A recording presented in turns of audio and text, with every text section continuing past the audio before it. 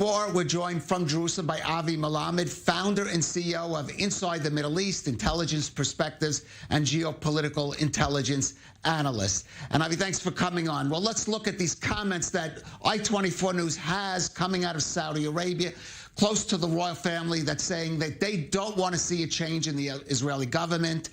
They would like to see Prime Minister Netanyahu stay in his office. Why is that? Why would they be looking at the election here and making that assessment?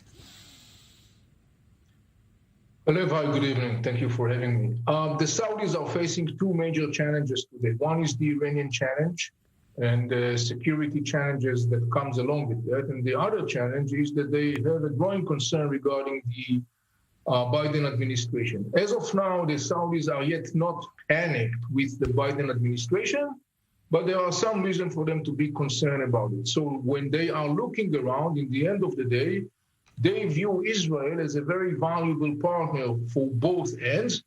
I don't know to say particularly regarding the issue of whether they would like to see Netanyahu in power or not, but it's very clear for me at least that they are looking for strengthening the alliance with Israel for two major reasons. One is to be able to further facilitate their capacities to thwart the Iranian threat. I want to remind you, they are facing a very serious challenge of missiles and attack drones that are launched by the Houthis. And the second thing is that they are hoping that an Israeli administration will be powerful enough to influence Biden administration to be more favored, sort of speaking, in context of the relationship with Saudi Arabia. Right. Now, there has been reports, and I'm thinking of one report in particular, that did place Benjamin Netanyahu at a meeting with the Saudi leadership. Of course, that was never confirmed. Part could be simply just a familiarity with Benjamin Netanyahu. They know what to expect there, and the Saudis are quite conservative in their outlook and perhaps are more concerned about any change in Jerusalem. Yes, they do know Benjamin Netanyahu line. They obviously know that he's very much resonating the same line that the Saudis are echoing. However, I believe that the Saudis are also aware of the fact that in the end of the day, when you look at the major political figures in Israel, the most, I would say, serious candidates for the position of the upcoming prime minister in Israel are not so far in their position from Benjamin Netanyahu. It seems to me like in the end of the day, what really bothers the Saudis is to make sure that there are going to be a front line of them and Israel in the context of the relationship with the new administration, the Biden administration. And I think that mostly the Saudi message is, in the end of the day, towards is more addressing the Biden administration rather than the Israeli inner political system. Right.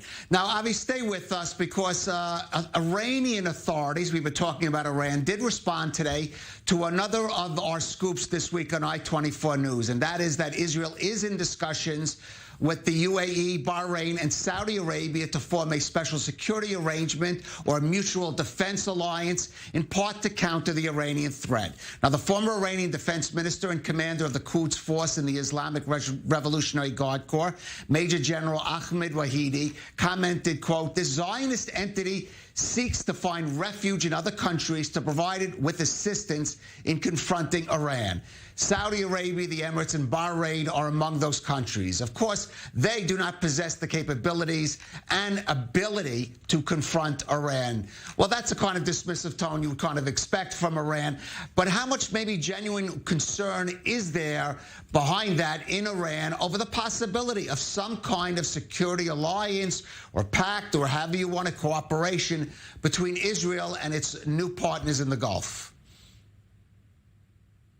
Well, Calev, since 2016, I've been talking about the formation of an Israeli Gulf monarchies alliance, mostly around the whole issue of the Iranian threat. As of today, I can tell you that the Israeli Gulf monarchies alliance is already existing on the ground for a long time now, and it's including some aspects of intelligence and military cooperation. The Iranian, in the end of the day, are concerned about it. When the Iranians are bothering to express or to dismiss something, it means that they are mostly concerned with that. And I've been entitling that alliance long time ago, already starting back in 2016, calling that alliance the alliance of moderation. The major purpose of that alliance, first and foremost, is to push back the Iranian aggression in the region. The Iranians are concerned. They are concerned because one of the things that they are aware of is the fact that Israel brings to that alliance a very advanced technological military capacities in two major aspects. One is the ability to thwart or to defy or to push back the Iranian missile capacities. And the other thing is the advanced Israeli military intelligence capacities. The Iranians are very much aware of that, and that bothers the Iranians very much. Right, and let me just briefly, Avi, we did see this attack on an Israeli-owned ship in the Gulf this week. We don't know all the details, if it was Iran, if Iran knew it was an Israeli ship, but how much maybe could this seen as Iran starting to probe how far they can go in this area, given these developments we've just talked about? There is something that we have to understand about the story of Iran. The Iranian hegemonic vision presents a very serious threat to the Middle East and now today to the world. The Iranians took the Middle East hostage and now they are taking the world hostage. The Iranian hegemonic vision is based upon three major pillars. One is the Iranian nuclear program, the other one is the Iranian missile program, and the third thing is the Iranian militias that are scattered in different parts of the Middle East. I have been warning for a long time that enabling the Iranian regime to act freely in the area of the Persian Gulf as well as the Red Sea presents a very serious threat, not only to the region, but to the world, and we see this beautiful today. Right. I just want to add, we do have some response from some officials in Jerusalem to the report we had about these comments out of Saudi Arabia. And the response is there is nothing surprising in these remarks out of Saudi Arabia. That's from officials in Jerusalem today, responding to our I-24 News exclusive report. Avi Melamed, thank you for joining us on The Rundown.